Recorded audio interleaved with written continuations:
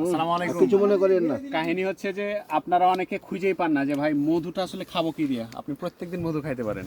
এই যে মধু আপনি যে বিভিন্ন ধরনের জেলি টেলি এসব খাবার দেন, আমার মনে হয় যে যেটা চাষের মধু এটার দাম একটু কম হয়, তবে উপকারিতা জেলি থেকে বেশি। আপনারা জানেন যে জেলি বিভিন্ন কেমিক্যাল দিয়ে বানায়, কিন্তু আমরা বা আমাদের বাচ্চাদেরকে সেটা অভ্যস্ত করি। এই যে আমরা মধু ঠিক খাচ্ছি, এইরকম পাউরুটি বা এরকম ব্রেড আমরা দিয়ে এখন ফার্মে আপনি নিশ্চিন্তে প্রত্যেক দিন আপনার বাচ্চাকে মধু খাওয়াতে পারেন।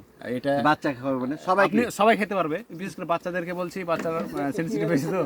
কাহিনী যেটা হচ্ছে, আপনারা আবার অন্যটা ভাবেন না, মধু খাবেন সেই স্বাদ।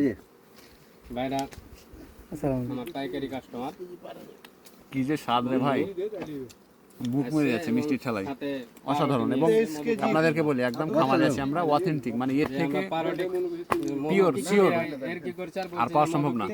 ঠিক এইভাবে আপনারা আসলে আমরা অনেকেই বলি যে মধু খাই কিভাবে, মধু জেলি সব ভাই, জিনিস দিয়ে খাওয়া জেলির যায়। বাপ এটা।